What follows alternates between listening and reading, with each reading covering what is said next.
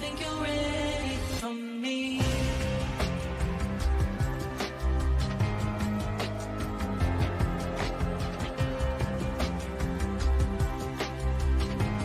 Don't think you're ready for me.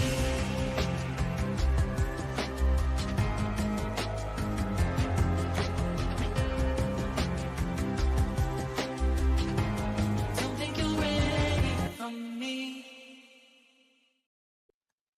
Welcome to MCS 43. We're here to help you get through the week. Well, you've already gone through the week, so we're just here to wrap it up and put you on a right footing for the weekend. So, how are you, Eric? I'm good. Good. Yeah. It's been a good week. I think our, I believe, I think Paul will be joining us shortly. And we're gonna miss Nikki this week, but she'll be back next week. Yeah. So, what's on your mind, Rick? Well, there's always that that fire hose of cat lasers of news, right? Like it's just constant. My kids are funny because when I put them to bed, they're still young enough where I put them to bed. Thank goodness. But they always ask me like, what happened today? Like anything new happened today? Because they're interested. Because they went through COVID primarily. You know what I mean? Like because that was like their upbringing. Honestly, like every day was a different news story or a different policy decision and stuff. So they're kind of clued in to this stuff. But it's funny because like every day I'm like, what didn't happen today? There's always some, talking about tariffs or Iran or crypto. Like there's always stuff going on.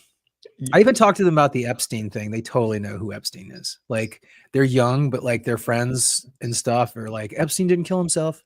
Like, do you even know what that means? But anyway, a lot happened this week. Yeah. A lot. I guess we want to talk about if the MAGA brand is on the incline or on the decline with a lot of the chatter I'm seeing on X. There's more fracturing, I think. Yeah. So I've titled this this episode, "Should MAGA Move On from Epstein List?" Because people feel like, well, I think we've exhausted all the energy, the grassroots energy, if there is a grassroots energy around this, and we should just focus on something else. And the pushback is, well, the Epstein List is not really about the list per se, but it speaks to this system of corruption that Trump had built his brand on, like to contrast against.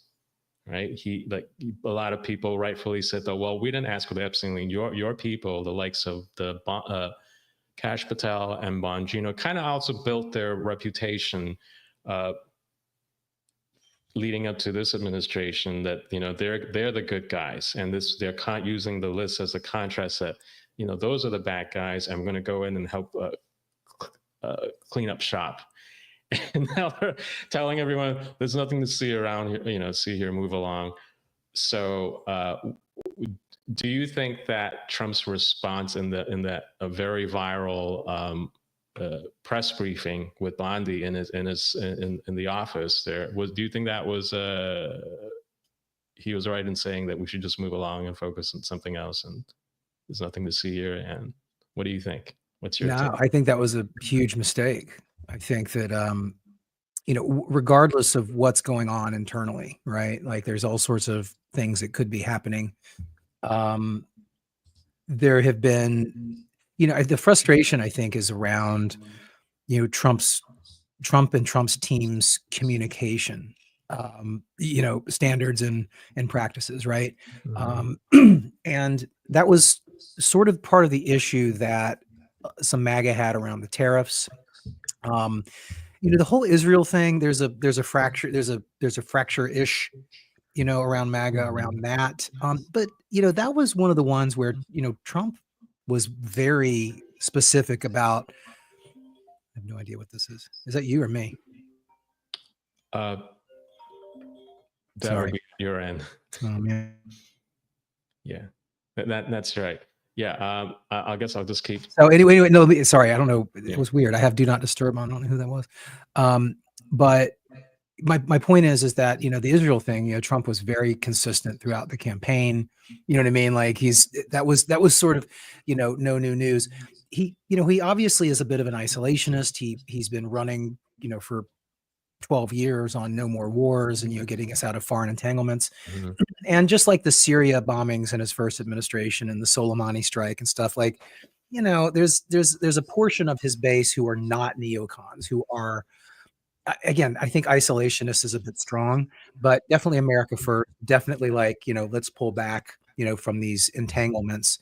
And so they were kind of upset with, you know, the Iran and the Israel involvement. And then you have obviously the big beautiful bill, which there was some comms problems on that. We talked about that last week. You know, in my humble opinion, I think a lot of people agree with me. They just did not handle the Doge involvement in that very well. I still contend that it could have been just, you know, some jaw work, right? Like just some PR, like just kind of nod to Doge, because they are planning on trying to come back with these rescission bills, right? So, you know, long story short, they didn't handle the big beautiful bill Ooh. correctly. I hit my space bar by accident. And then here we are with this Epstein stuff. And, you know, we all lived through it, right? We all sort of saw, you know, the unveiling of this thing. We saw the cover up. And again, it was in Trump's first term, Alex Acosta, from Florida. He worked in the DOJ, I think, in the first administration. He was the attorney that cut the deal with Epstein originally. There's all this background, you know, Trump kicked Epstein out of Mar-a-Lago. It seems to be true, for getting handsy with an underage, you know, towel girl or something. And, you know, Trump apparently rode on his jet a couple times or once, but that was like just Trump claims it was a, you know, a jump flight, you know, from Florida back to New York City or something. Apparently all these rich people, you know, share their jets. So fast forward to now, you're right. You know, these people built this up. The players that are now in the administration, you know, used this issue for the whole time. You know what I mean? You know, they were sounding off about it. There's tons of clips of, you know, Bongino and Cash and Bondi, just, you know, completely going nuts over this and, you know, promising, you know, all sorts of justice and retribution. And then you had, in the early days of this administration, to your point, they brought it up, you know, like Epstein is an issue that a lot of people are aware of and care about. And, you know, again, we all lived through it, but did Trump run on it?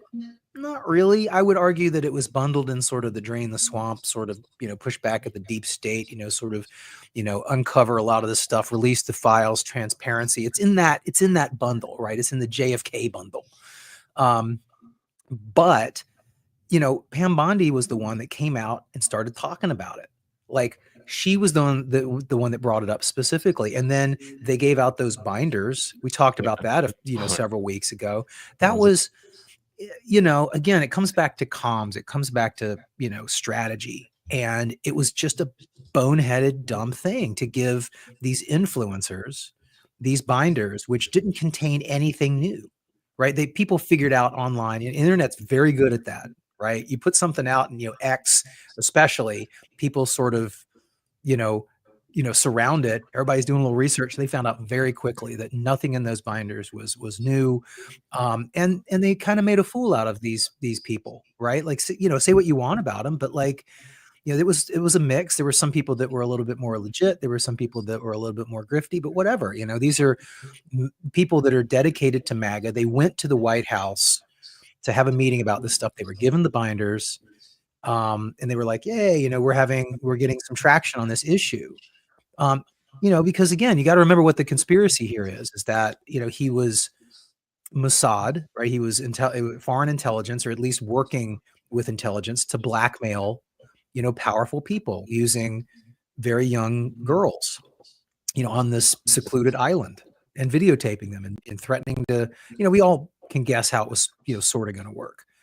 But then he, you know, killed himself in this, you know, this jail where they didn't have the cameras on and nobody was looking. The most famous prisoner in the country at the time. Everybody assumed that he was under 24/7 surveillance of all types, but no, he was in this some crackerjack box of a some sort of shitty ass jail cell in downtown Manhattan.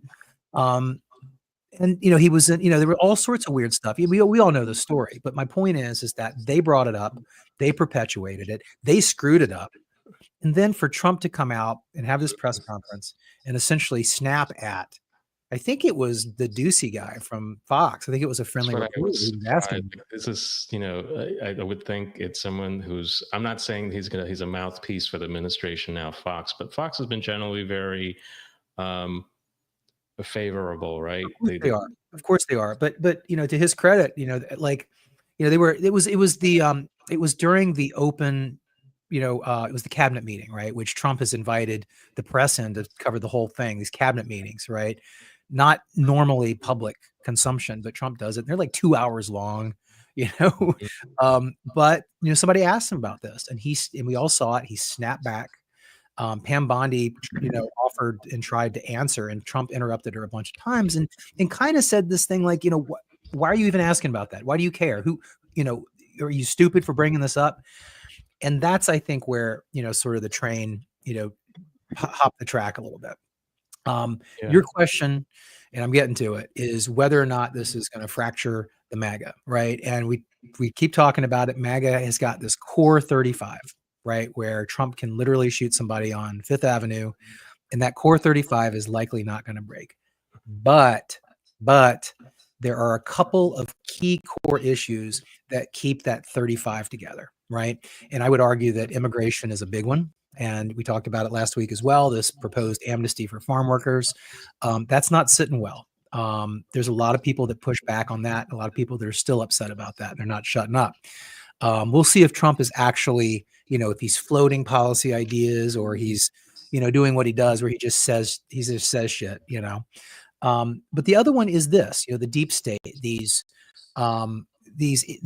investigations that his base is expecting and demanding him and his team to get to the bottom of, right? And it's everything from the 2020 election to Russiagate to Epstein.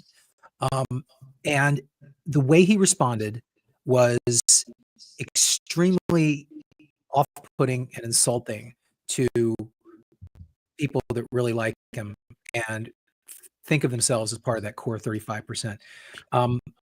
And it's very interesting to see the tussle online, because you had some real adherents, MAGA, muy MAGA, going, hey, no, time out, WTF.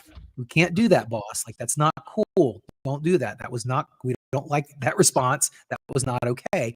And then you had like a subset of people who were essentially, defending the realm, right? They were coping, and they were, wagging their finger at everybody and saying, like, you can't abandon Trump over this, blah, blah, blah, blah.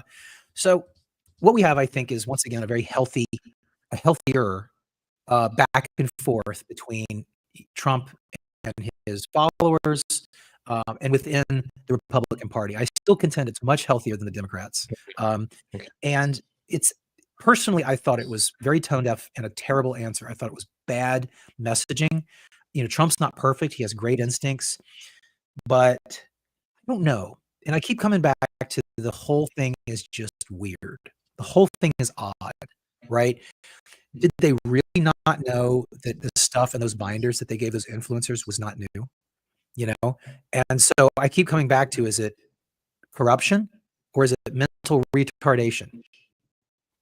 And, I don't know.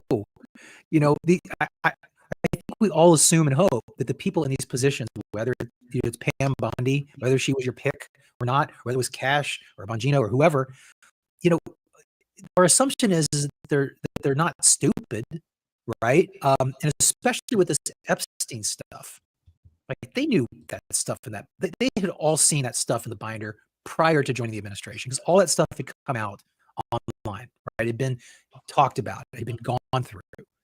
So for them to kind of pretend that they didn't know what was in there, they didn't realize that they weren't giving the new stuff. It's odd. It's odd. Who's making these decisions? and again, who counseled, Trump is his own guy, but for him to answer that way and push back with that patronizing, sort of like, who's been talking about this? Where's this coming from? It's coming out of left field. Like, that's nuts. Even like that was so bad that it permeated that 35%. Are they fractured? No, nobody's not going to vote for Trump or, sitting out the midterms or any of this stuff because of this. But it's weird and it's dumb. So it's weird and dumb. That's what the Epstein thing is. I'm going to try to answer the first question, and because I've titled this "Should MAGA Move On from Epstein List?" and "Is Pam Bondi a liability to Trump's legacy?" So personally, I have never really been tracking the Epstein List from the start. I know it was a part of the milieu, like the whole leading up to Trump 2.0. Because as everyone who has been watching our episode know that I'm more of a grassroots guy. I always think it's where the attention should be. That's where I think the real deep state is. But I'm pulling up this interview that just dropped from Tim Pool. I don't kind of follow Tim Pool, so I think he's into the clickbait industry. But it's interesting. It has Lara. I think it's Laura, but Lara Logan. She used to be on 60 Minutes. Laura. Yeah, I have a lot of respect for her because she's an investigative journalist. She's not someone. Yeah, she's got. I would think she's got creds. Would entertain and follow, kind of what we would call conspiracy or any kind of populist. Like, this is the issue we should focus on. But this is a very good summary. She would probably give you a good reason of why what we call the Epstein List should not. We should not move on from that because. I'm going to paraphrase what she said. She said that if you really believe that all the policy decisions that's been made around the world comes from these actors who have a dotted line, who have, besides having a craving for power and control, they also have other depravities, right, that could be manipulated to get policy into place around the world. That is a reason to something to look into. And she also made a good point, especially if children are involved, if there is this international pedo rings.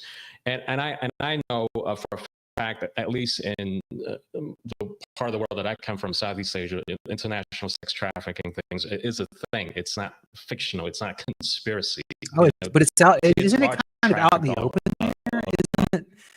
Like it happens in countries like in in the northern part of Thailand, Myanmar, where the borders are kind of loose, the more open borders. Okay, so there is this idea that, well, this is something we should look into because the Epstein List people presumably are involved in all the chaos in the open borders because it does benefit that economy of bringing people into the country for nefarious reasons, to supply this market, this pedo market. So I liked how she gave a reason of why what we call Epstein List is something that MAGA should not move from. If you care about making America great again, this is one aspect that we have to fix because these people have a dotted line to everything else. Yeah, I don't, and I think that's what we're seeing. I think that the vast majority of Trump supporters, right, whether they're MAGA light, or fellow travelers, the vast majority are they said, A, that is an unacceptable answer, and B, we're not going to shut up about it. Right. And I think even some, real MAGA adherents are doing it. Like, say what you want about Fox News. I don't watch it a ton, but I saw, even like that guy, Jesse Waters, right? He has a pretty popular show. He's on the Five, which actually is a funny show. It comes on Five. But they were talking about it. They said, hey, are you going to, sort of follow Trump on this? And there was a couple of them. I just happened to catch this clip. They're like, no, we're pissed off about it. We're going to be talking about it. So, I don't know, is that a break with the administration? I'm not sure. People just want answers, whether it's, the attempted assassination, the Butler thing. They just laid off fired, I think, some Secret Service agents yesterday, which is pretty big deal because federal employees rarely get fired. But there's again, it's back to that basket of conspiracies and things. You got to remember, like the Epstein thing. It's been sold as a thing, and there were so many details in that just even seem to the common dude or dudette, who watches movie. Again, a lot of this stuff is like spy movie stuff. Could there be literally nothing there? Could they be telling the truth, right? That these guys, despite all their talk and all their bluster, they shuffle in, they get into the administration, they get sit down, they get their secret clearance, and they open up the file and they go, oh shit, this is nothing.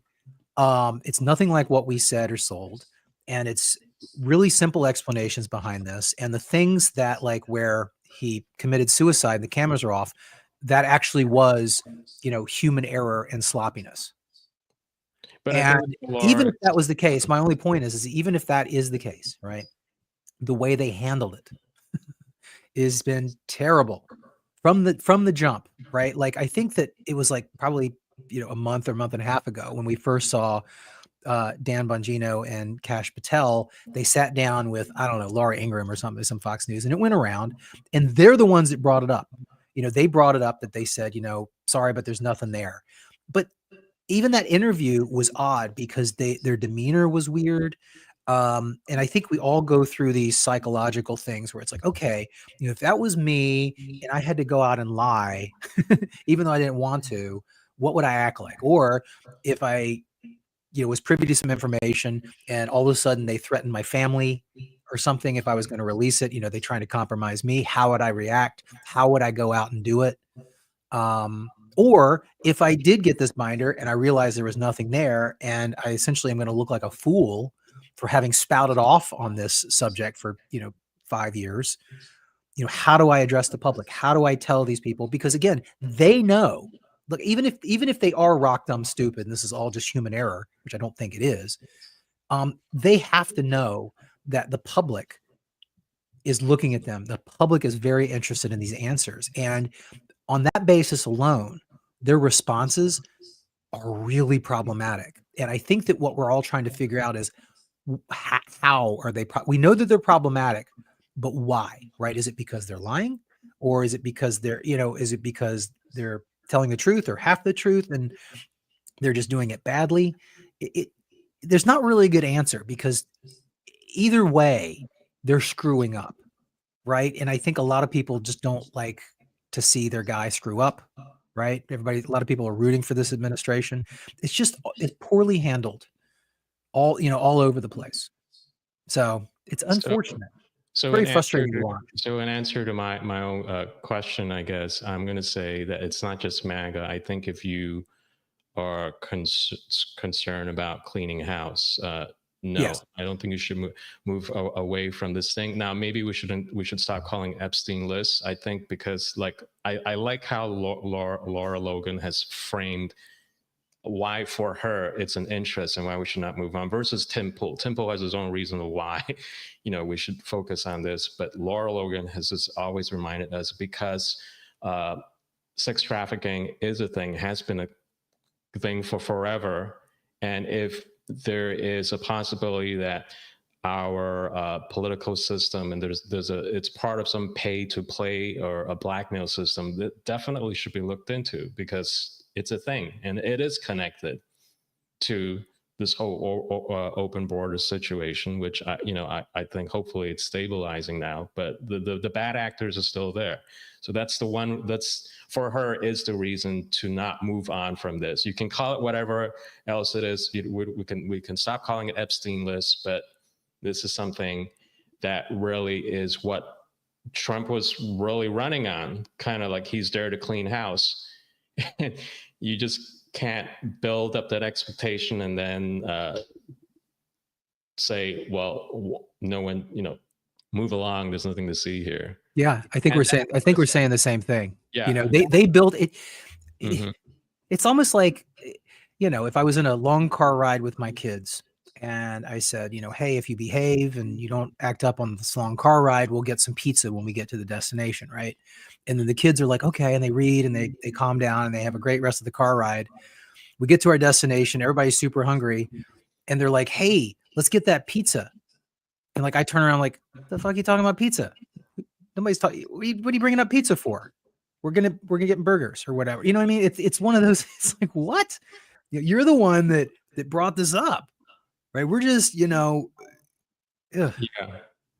And I do think that your point about Laura Logan is important. Like, they're starting to play these nomenclature games where it's like, well, there's no list, right? There's not a list. It's like, okay, do you need a piece of paper with like, a list? In the trial, there was his black book, or I forgot what it was, but there were some things some list-like objects that were disallowed into evidence in the Maxwell trial. And that's a whole other, question, which is, if there's no there, why the hell is this woman in jail? Right? Like, what did Ghislaine Maxwell? I think she calls herself Glenn or something. But anyway, like, she's in jail for what? Like, that meme is totally accurate, right? Like, she's in jail for trafficking children to nobody, apparently. And on the worse end of everything, Scott Adams, the Dilbert guy, I saw one of his things yesterday, which he's interesting sometimes. His position is, he thinks that Trump is protecting the country from something that's just so bad. Like, that's how, because he's like a little bit of a, an armchair psychologist. He's pretty good at it. I don't know if you've read any of his non-Dilbert books, but he's a bit of a futurist and a psychologist. And his take on this is that, reading the faces, because he was interested in this subject. He thinks that the Trump administration got in and saw something so awful and so egregious that if they actually do shed light on it, like they promised, that it would compromise the entire country, or maybe even compromise the entire, Western civilization. Who knows? Oh, that's really Tim. That was Tim Pool's take as well. Yeah, I didn't. He represents more of that. I don't know how we want to label that sphere of on the right or MAGA. The one. I think that's the trust the plan. I would throw that under trust the plan, right? You've heard that phrase before. No, but they're also after things like UAPs and that space about and all that there's also an extra cabal controlling everything too. It's not just a cabal, but there's like something else. There's a bunch of rabbit holes. Rabbit holes within the rabbit holes. I'm always like, people like Laura Logan, like, she gave a good reason why we should not move away from this, because these are things that are happening in other parts of the world, and if their reach is already here. So do I think that it's that much of a house of cards that if it was revealed that certain people are engaged in sex trafficking crimes, then the economy will collapse? I don't know. That feels to me like now people are almost ad hoc giving Trump a reason to say, let's move on. And there's nothing we can. It's not a deep state. It's an abyss. It's a chasm. Yeah. There's no bottom to this. I mean, I think for some of these people, I'm not sure if Laura Logan's in this camp. Well, actually, she obviously wants to keep going, but the people that, it's interesting. There are a handful of people that are just like, let's let it go. And of course, all the commenters are like, whatever you say, pedo, right? And I guess I could see, some of the Trump fans, I could see their point where if they actually believe that there's no there here, and this is a kind of a distraction, and that Trump really didn't promise this specific thing during the campaign, and that his people, Pam Bondi specifically, kind of went off the reservation a little bit with her, her botched binder thing, and it's just gotten all blown out of proportion. It's a distraction now. Like, I guess I get that, but at the basis of those comments or that opinion is that they implicitly trust Trump to do the right thing. They actually do think that, if he got there and there was a there, he would figure out a way to expose it and fix it. Right? Because they're not in the camp of course, there's some on the left that are saying, Trump isn't releasing this because he's in the files. I don't believe And that. Yeah. I don't know either. I did, again, when this Sure. originally happened, I read into this pretty big, right? You remember, like, this came out like kind of during COVID, you know what I mean? Or even before, and it was still happening during. And so there was a lot of time for us to, research this stuff. And it really did seem like, aside from, some, high society party photos that Trump had with Epstein. And obviously they ran in similar circles sometimes, right? These both were New York based financial-ish dudes, right? Millionaire, billionaires. There's not that many of them. It did seem like Trump was not potentially as involved because, again, he was on the flight log, but apparently that was just this, like, he was somewhere and he needed to get back. He didn't have his plane, and Epstein was like, you can ride my plane back. But apparently Epstein wasn't on the plane at the time. And then also he did kick Epstein out of Mar-a-Lago, again, supposedly for getting handsy with a younger towel girl. And then in the interviews that they gave where Epstein did get in trouble, although he was not put in jail. Remember, like, they actually had this investigation. We've seen the videos of him being deposed. The witnesses and the lawyer who was against him actually really pushed the Trump angle. And this was way before Trump was even running for president. This was like in 2010 or something. The women and the lawyer said that Trump wasn't in, like, they were like, did you ever see Donald Trump there? It's like, no. And apparently Trump was the only person that was even tangentially involved that was willing to help with that prosecution. And one of the lawyers even said that. They said that, he was the only one that was willing to talk on the record and help. So again, I don't know for sure. I mean, it would honestly surprise me if there was a list and he was on it, or there were tapes and he was on it. Who knows?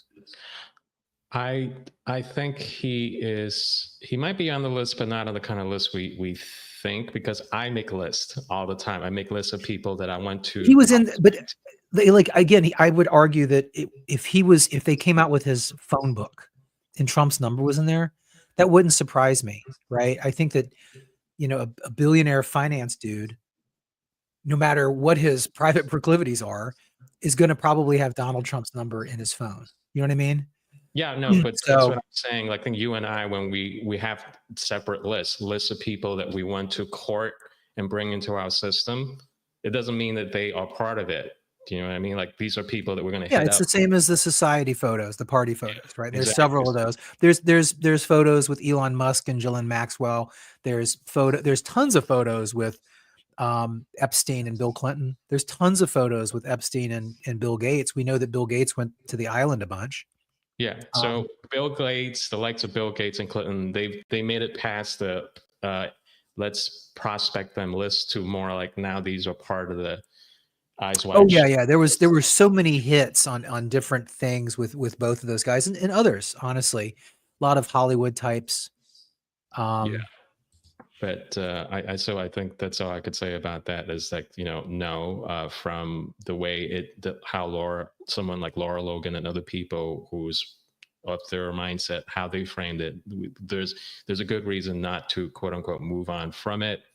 I'm with her. I don't want to move on from it. I think I think it smells to high heaven. Right. Yeah, and not on account of the way it's framed by people like the Tim Pool. It's like, there's a good reason. And then I want to add to is that when you tell people to move on, there's nothing to see here. You are kind of shooting yourself in the foot too, when you have made other extraordinary claims in the past 4 years about election fraud. And right, that's how the other side has been saying there's nothing to see here. And that's what I said at the beginning. I think the Epstein thing is in that bundle, right? That a lot of the base is expecting action on, right? Epstein was not the main one. I would argue that Russiagate probably is, and they actually announced, an investigation into, Brennan and Comey yesterday or day before. That was on the heels of this, this bad press conference that Trump made. So again, there's a lot of conjecture in terms of whether or not this is, connected. Again, I don't know. I would like to know, right? Pam, like to your point about the list and stuff, like I don't like it when they play these games, because when they pressed her on this in the press conference, she said, there is no list. It was a bunch of folders, right? And everyone's like, okay, we know we're using the word list as sort of a catch-all, right? The list has become, the phrase for what is the evidence, right? Right.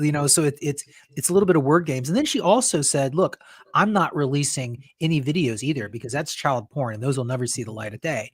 And it's like, nobody's asking you to release that shit.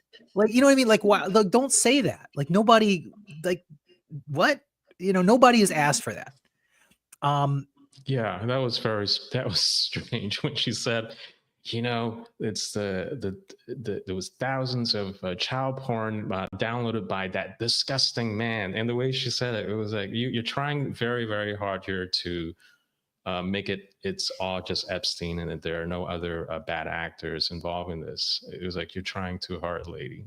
I mean, I've been watching this a bunch of new content showing up on YouTube, and these are not people that track things the way we track it and the way Tim Pool tracks it. These are, say, psychologists and people who read body language. This is interesting to them now, right? Oh, yeah.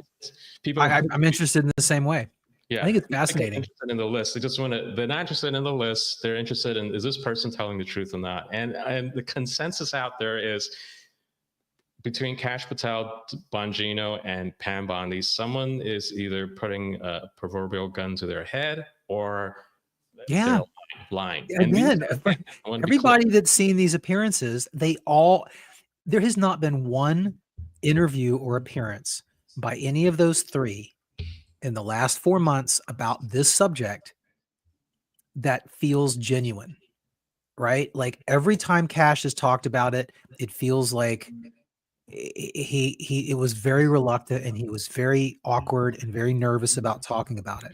Now, again, I get it. Like I don't know, right? Like if I had been talking up some subject for the last 3 years and all of a sudden I'm here and I'm supposed to deliver on it, I've been thinking, how would I handle it? Because there's egg on my face, right? Again, like if what they're saying is true, they got into position, they got read in, their secret clearance, and they were given all the files, and they, dutifully read through them, and their face drops because they're like, holy shit, this guy was a creep. But besides that, there was nothing really there, right? There's nothing really here.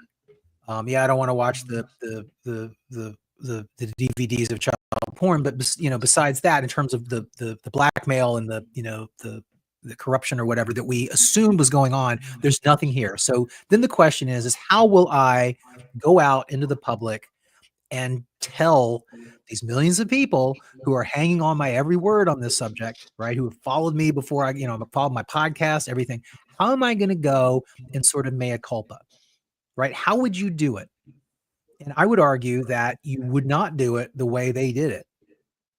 Right. And that's, I think, where Scott Adams is coming from, because I don't know about you, but I would be like, hey, guy, I hold the big press conference and be like, holy shit, this is, I hate to say this, but like we went through blah, blah, blah, everything. And there's, there's nothing on this end of this thing. And this thing is not what you think. And this is what happened. And then, the cameras went off. They actually did go off. And, those people were fired, so, but they didn't do that.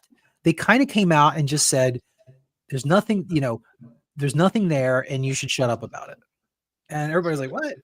So this is I think a good time to maybe pivot to this ongoing concern I have. And I notice about how I would have expected Trump to have the best PR team in place every day to interact, to make sure that Trump 2.0 will never lose its goodwill with the people got there. I'm not seeing that. Is it me? It's like, why don't you have like an A team out there, like calming people's concern? Like, why is he like even allowed to, do you know what I mean? I do. Just me? Is no, No, I've said that. And I think I said that, last few weeks. I definitely said it last week about the big, beautiful bill. I said at the beginning of the show.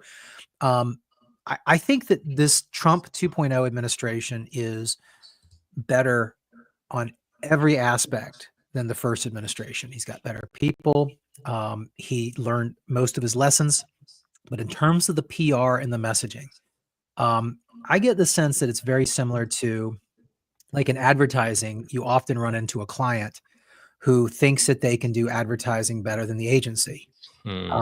Right. And a lot of times it's these self-made businessmen or businesswomen, and it's understandable, right? Because, if you're an ad agency coming in, or marketing agency, and you come in, you're like, all right, we're going to help you in your brand. And you have these people who are wildly successful, and they've been doing great on their own. Right. And, there's a lot of reasons for their success. But, it's very hard to get people like that who think that they're good at marketing or PR or this sort of stuff, and Trump is that, right? He's got a lot of instincts in terms of branding and marketing. But he's not a brand or a marketer. He's got a lot of good political instincts, but he's not a politico. And so it seems like he surrounded himself with some politicos, some people that know, the landscape and, how to navigate the swamp a little bit better than maybe he does, even though his instincts are very good. But then on the PR/branding side, I don't think that he has that many people around him that can, steer him in the right direction or tell him no. And so that would be my guess. I think that you have a guy who's very smart and very successful largely in that area, in the PR area, but not sort of from a traditional standpoint. Like, he's just got like these raw, instinctual skills in this area, which are very effective and very useful, except when it comes to stuff like this, except when it comes to things like selling the big, beautiful bill without pissing off the world's richest man. You know what I mean? These are things that, communications experts would say, all right, hey, Don, like I know you want to go full bore on this, but if we don't mention Doge, if we don't hat tip them, if we don't sort of tamp down these swampy big spender Republicans, you got to lay off the Freedom Caucus a little bit this time, because what you're going to do is you're going to piss off Elon, and he's going to go fucking cuckoo. You know what I mean? Like, it doesn't feel like there's anybody around him, advising him in those ways. Same with the Epstein thing, right? Like, look, this is a distraction, for whatever reason you don't want to go there, but here's some, let's game through it. Here's some strategies on how to sort of, slough this off and, like, put it to the side, or tell them that, essentially tell them that we're not focusing on that right now, but not in the way that you want to do it. It was very counterproductive the way he did it. It made him feel sloppy, out of touch, and weirdly sort of inside the swamp in a way that was extremely off-putting and surprising to his base, right? And again, I would argue, to your point, like, that it was basic comm strategy. Because even if that was the way he actually felt, if you're doing it right, you don't, like, that's a counterproductive way to present it. Yeah, and so that was a miss on his part. The way he told everyone off to say, move along, there's something to look around here, is also, I think, revealing of what his day-to-day operations is like. Because in my agency, I'm sure in your line of work too, you start off the day with what we call a stand-up. Like, these are the things we're going to do for the day, right? Before we hit the launch button, these are the things you're going to say. These are the things, just like there's a plan. It doesn't feel like, it almost feels like I don't know what's going. It feels like there's no one kind of guiding him with his. But again, he is like, okay, so like the My Pillow guy, right? That guy has the worst fucking commercials on TV. Mm-hmm. Wildly successful company, right? Very, very, very, very, very well done, right? It's like telling that guy that his commercials suck. He's like, what do you mean? They work great, right? They're fabulous. I'm a millionaire, right? Most successful pillow on the planet. It's the same thing with Trump. He has had wild success behaving and strategizing and PRing the way that he does it. It's not conventional. And in a lot of ways that's good. Right? He does, we could break down all the stuff he does. I think it's fascinating, right? The way he throws out, he just says shit.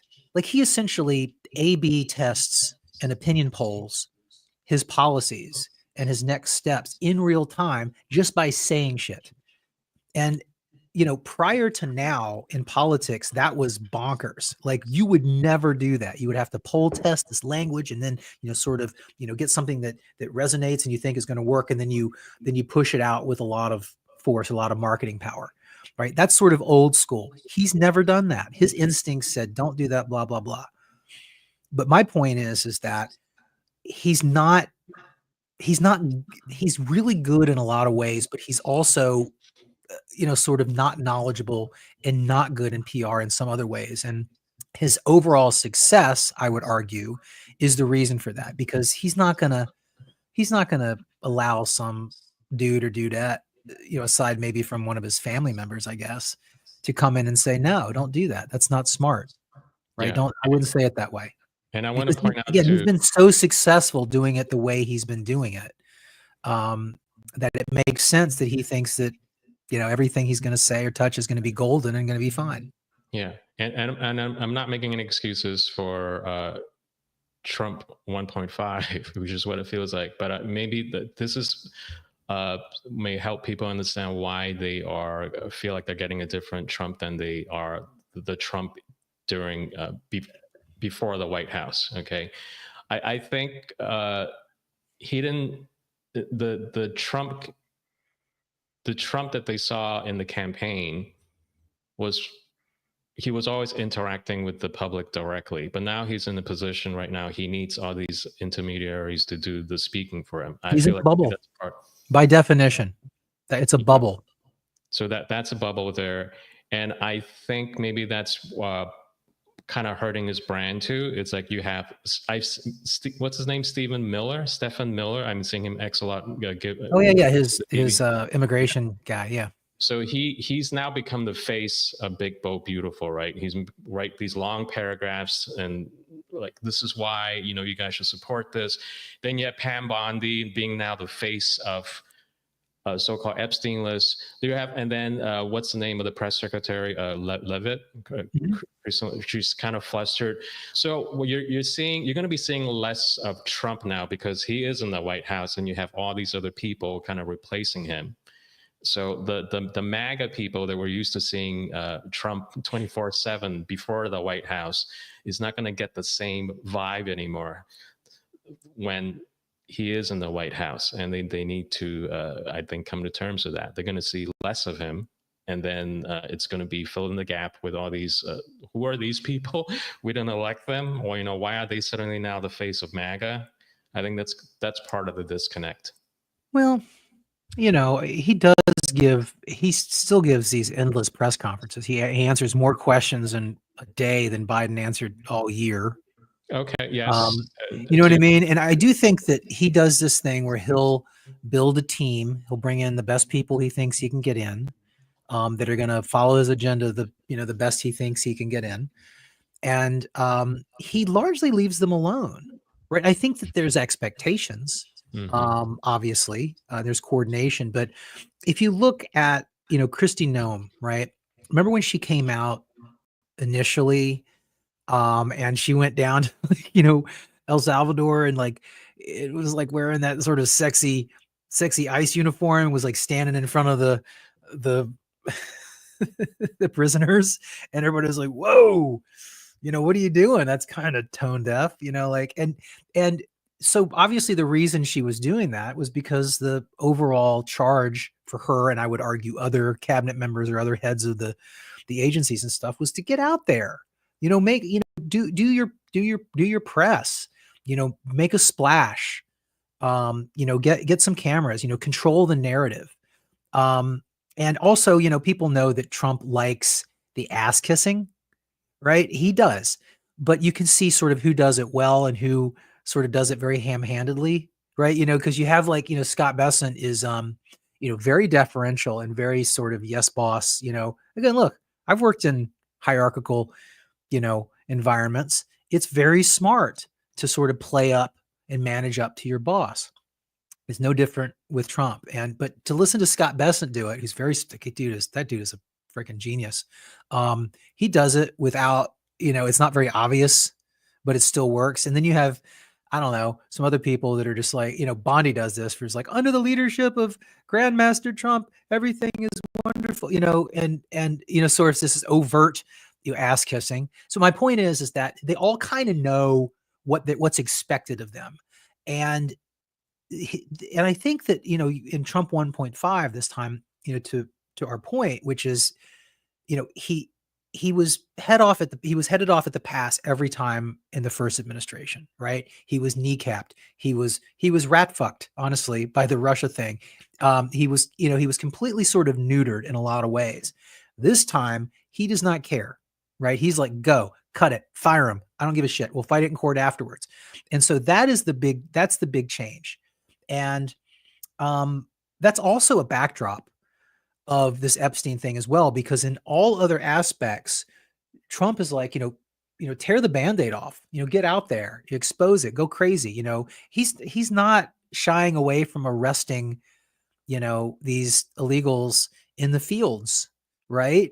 And that's starting to, freak some people out, but the poll numbers are still there. But my point is like, he's kind of like no holds barred this time. Right? He's like, I'm not holding back.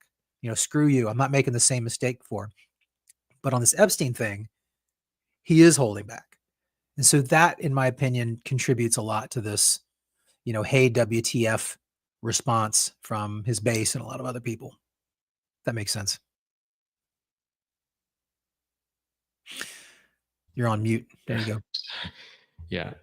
So I don't know if we want to wrap up here, but so the last question is Pam Bondi a liability to Trump's legacy? So I'm already seeing signs of that they are aware of the PR damage potentially to Trump's legacy and maybe the midterms. And I'm already hearing people putting out there that Pam Bondi should be let go and someone should replace her. But this seems very much like what Trump did in the first term. He had this this rotating door of people. Yeah. And that's, I don't buy it. You don't buy that they should let go that Pam I Bondi? don't know. I don't look. There were. You got to remember that the first suggestion was Matt Gaetz. And so he left, and now he's doing some sort of obscure, show. But Pam Bondi came from Florida. I think that she was like a DeSantis person. I don't know her background a lot. Interesting. But there was a little bit of a rift there because, again, there's some MAGAs that really still don't like DeSantis for daring to challenge Trump in the primary. How dare he? But there were some concerns about Pam coming in. But there were also people that really thought that she was a bulldog and was really going to be helpful. Mentioned the revolving door of Trump's first term. And I would agree. I think that's one of those things that, looking back, I would argue that he probably sees as a mistake, aside from Jeff Sessions, right? But he definitely did fire a lot of people who were probably good, who probably he shouldn't have fired very quickly just because of public pressure. He's like, all right, you don't like that guy or you're unhappy, I'll kick him out and get somebody else. He did that a lot the first term. I don't think he's going to do that again. I think that he's going to give even the Pam Bondis of the world enough, runway to correct this. There's definitely some public pressure against her. She's taken the brunt of this. Bongino and Cash are taking some of it too. But apparently Bondi, in terms of what he wants her to do, is doing very well. In terms of the other stuff, this feels like I'm not a Bondi expert, but it seems like on the other fronts, like the a lot of the I don't know, the internal stuff, the looking at the FBI investigation, stuff like that. It seems like she's doing pretty well. So this could easily just be like a mistake that she made, right? The binders, they were terrible. That was a dumb idea, but people make mistakes. She could be really good and just have made this one mistake. Then why get rid of her? They can course correct on this too. My hope is that they learn from this and they course correct and adjust and try and fix it. There's ample time to fix this. The midterms are a million years away. I don't understand this talk about the midterms. It's almost like people are not paying attention to the rat-a-tat, TikTok 24/7 news cycle that we're in. Things change every day. The midterms are 18 and a half months away. I mean, anything can happen between now and then. You don't start worrying about, policies and the midterms until, honestly, like the summer before the midterms. There's nothing. They made this argument with the big, beautiful bill. Oh my God, if I don't put in my port projects and vote for this, then I'm going to lose the midterms. No, you're not. It doesn't make any difference. It's not going to make any difference for an entire year. Sit down, shut up, pedal to the metal, eyes on the prize. Let's go.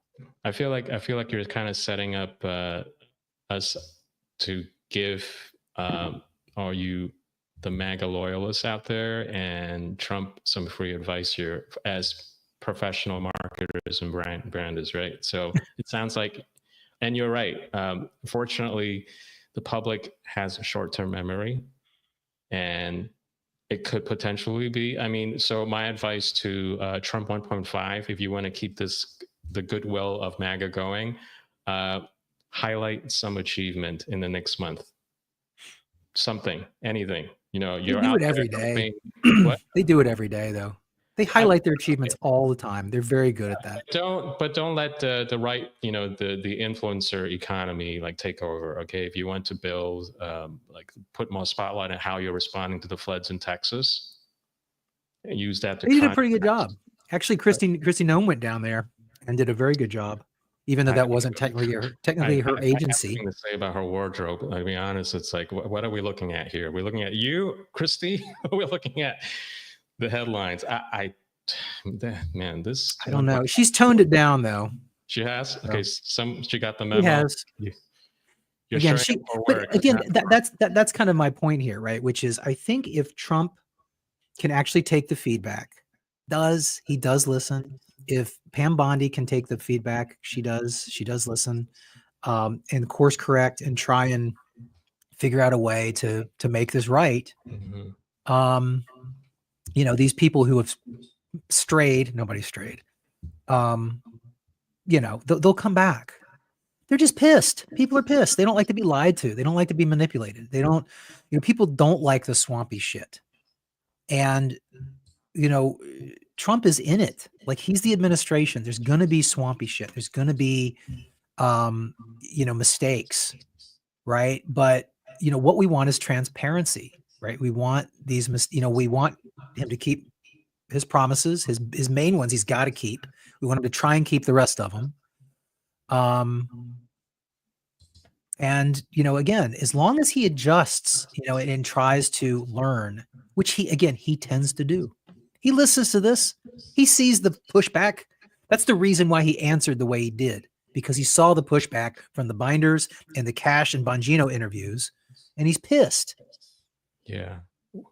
Yeah. So if anyone is watching MCS Ep.43 and you have a connection to Mar-a-Lago, send the administration a copy of this because, I think we're pretty representative of the independents, a lot of independents. And, we can let him know so that he can get a proper vibe check on his brand. It's very important. Always do a vibe check periodically to make sure that, you are, you still have the market share of goodwill. So look, if he does well, the country does well, and all is forgiven. You know what I mean? Like that's the thing with the big, beautiful bill. As messy as it was, there seemed to be some elements of it that potentially could be extremely helpful for the economy and the national mood. You know what I mean? I think that when these things start settling in, Okay. if we can sort of nip and fix some of the other stuff, So and we can stay out of the big wars and, you know, not blow up anything. The midterms are going to be a shoe-in because, again, you got to look at the immigration stuff is the flashpoint right now, and the Dems are trying to make the most hay out of it they can. And we had several national polls come out like this week, and they were all extremely positive about deporting everybody.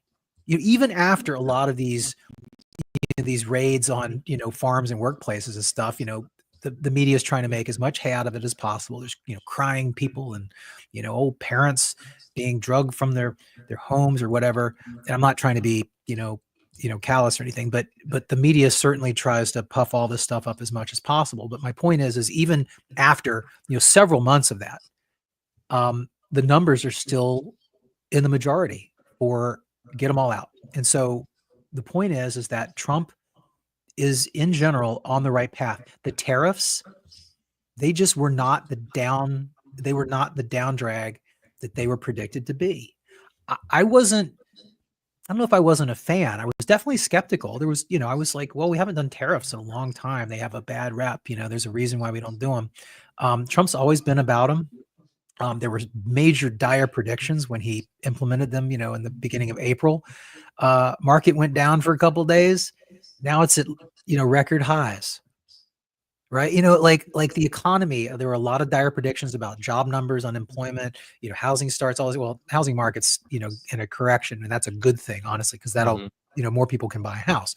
But the other things are doing better than I think a lot of people predicted they would.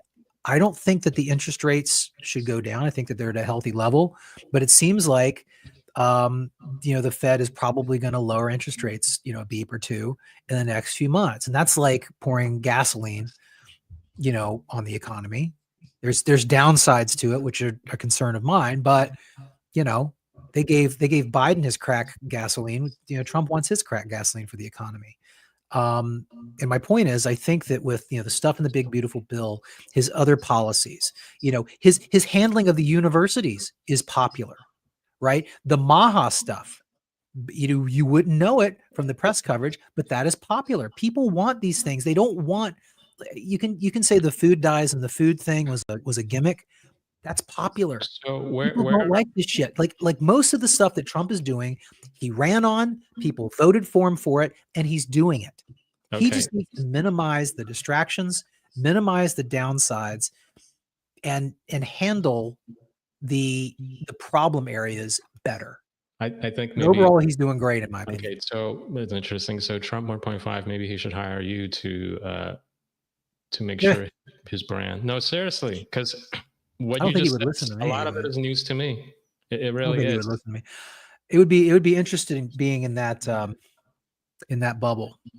No, I don't know how it works. You know, he's got, you know, Susie Wiles in his family. He's got a lot of people. He's on the phone with a lot of people. Trump also seems like his opinion on some things is determined by the last person he talked to, right? Which is very dangerous. But again, that's the way he rolls. He's mostly had success with that style, right? And my point from before was like, why would you change that?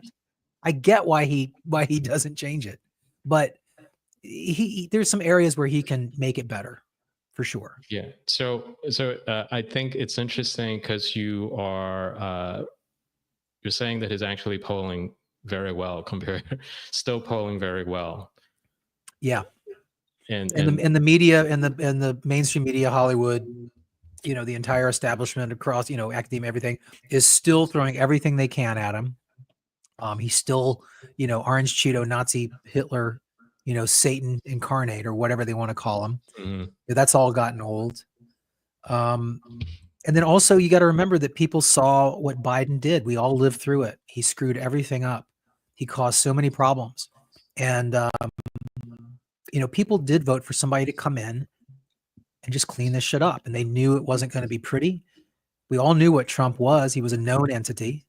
He's a maelstrom. Like he's just this whirling dervish of a bull in a china shop. You know, you never know what he's going to say or do.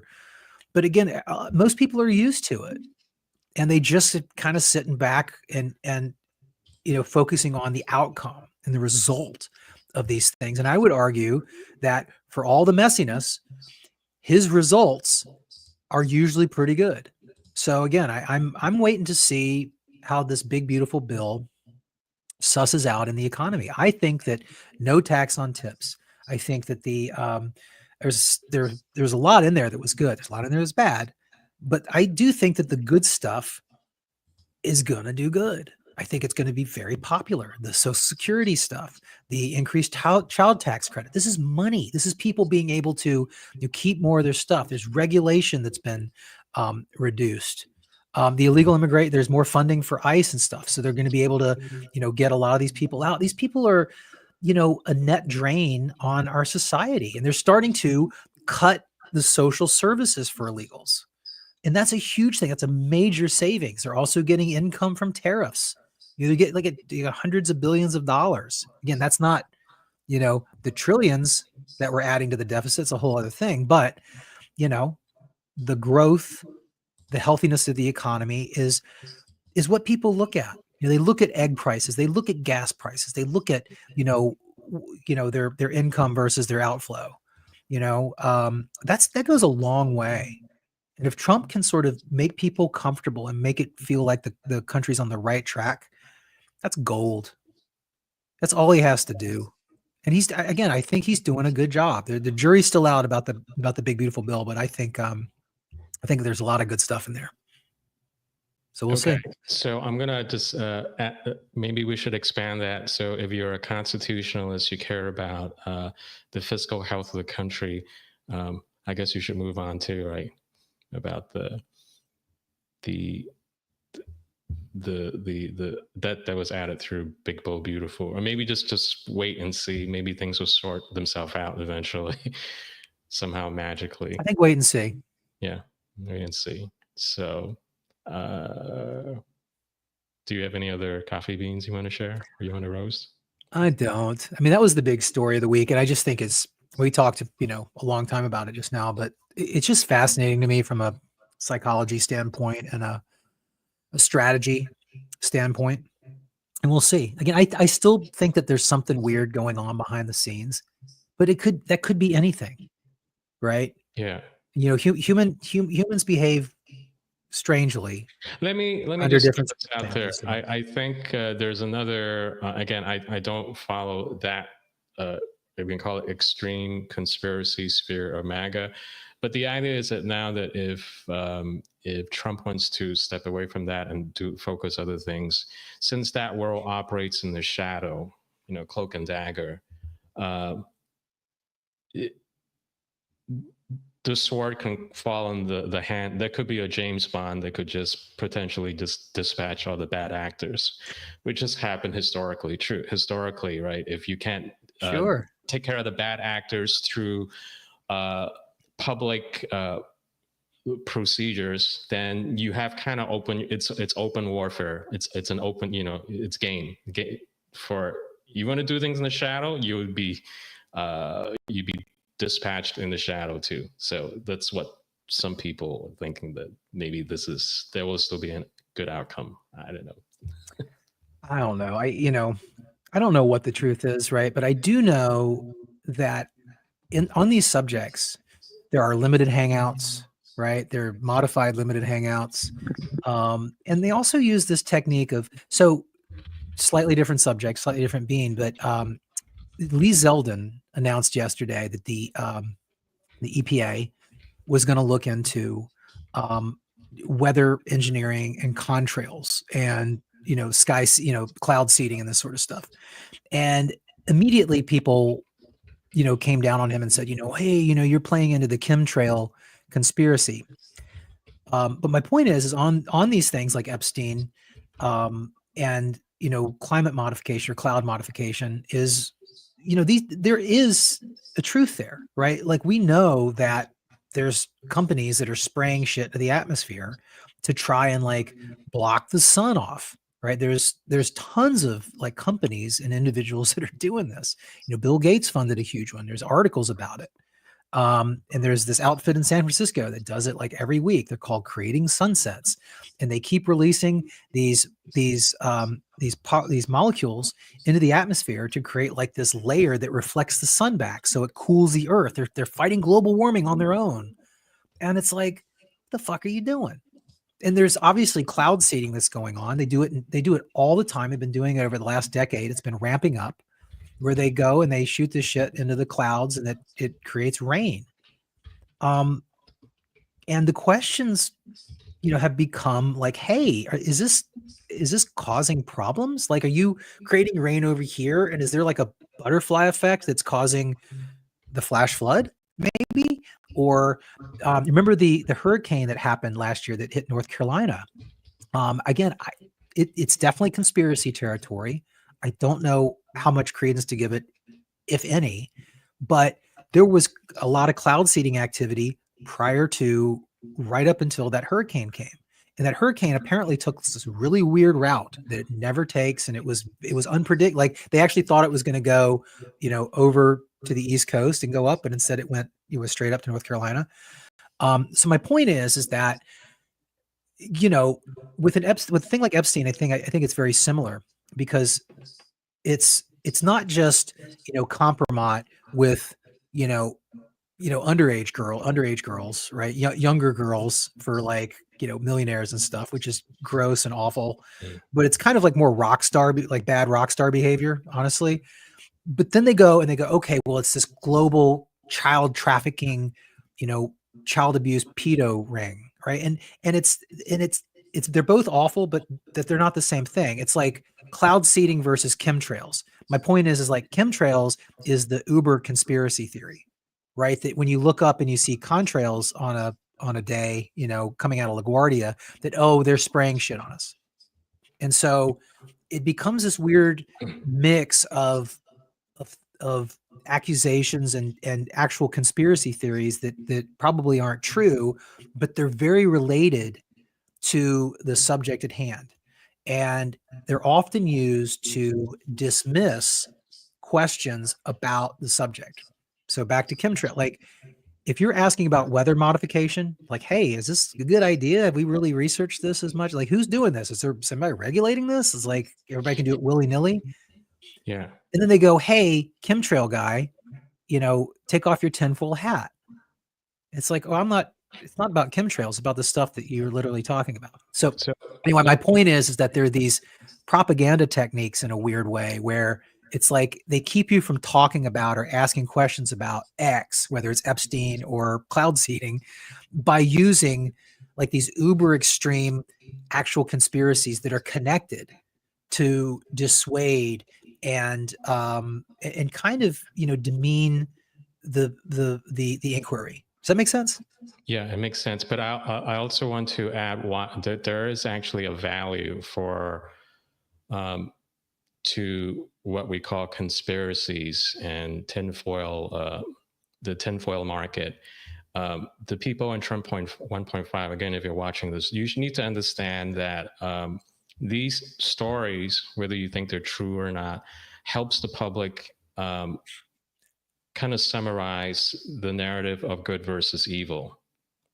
And the way, again, not to repeat myself, Trump has kind of set himself as the contrast to this other world, like what we call simplistically as evil, right? Chemtrails, Epstein List, whatever. It's all part of that package there. So they help people who are not usually want to be in the know or into the specifics. They don't have time to like read into between the lines. This bundle helps them contrast that Trump is the good guy. There's this other world out there. He's sure.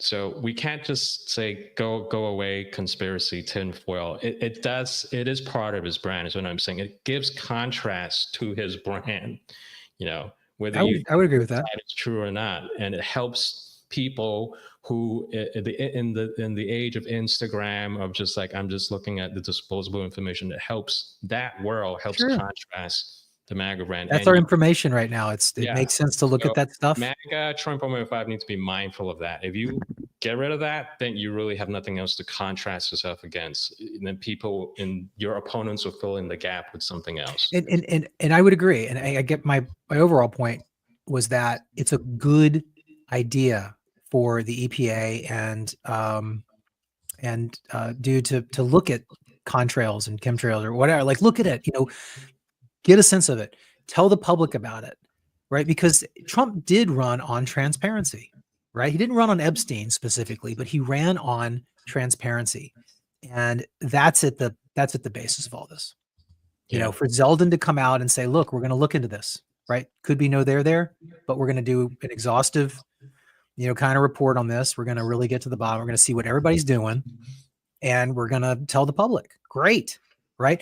RFK is doing the same thing with a lot of the drugs and the vaccines. Sorry, vaccines are not. I mean, I know you know this, but they're not subject to the same rigorous gold standard shit that a lot of other drugs are, and they're required to be injected into everybody. It's like, wait a second, how does that work? And so there may be no there. There may be something in the middle, right? But transparency is good. These are all good things. Yeah. So I think with that, are we good for episode? Oh yeah, we didn't figure anything out. I don't think there's anything to figure out. Yeah. So I think that's it. I think we have helped you align to. What am I saying? I was going to give you some woo-woo speech, but your weekend is off to a good start, and I think we have allayed your fears if you think that for all you big Trump supporters out there, that the brand is falling off the rails. It's still on track. Well, just real quick, there's a lot of bots. I meant to say that earlier. Like, there's so much fake social media activity. There's so much, whether it's bots or like paid accounts. A lot of the accounts and posts and comments that are like, I'm done with Trump. I can't. They're fake. They're just fake. They are. There's a lot of them that are in favor of Trump, is rah about his policies that are fake. But my point about this specifically about the Epstein thing, there's not a huge schism. There's a lot of disappointment. There is a little bit of an internal argument about, sort of next steps, right? But that's about it. And Trump has an opportunity, and Pam Bondi has an opportunity here to adjust and to fix it. These people are easily placated, right? They're easily, hey, you listened to us. Sorry, we handled that badly. Here's the thing. Here's some stuff that we think that you will actually listen in. Oh, thank you. Yay. Yeah. So, all right. Do you have a happy bean to share? And maybe we could end it here. I don't think I had any specific beans. I'm not usually this was a pretty happy. Do you know the whole thing? I think it's interesting. I find this whole thing absolutely entertaining, and interesting. So this is fun. All right. Well, thank you for showing up. And I'll see you in the next one, episode 44. All right, everyone, have a great weekend. Enjoy. Bye.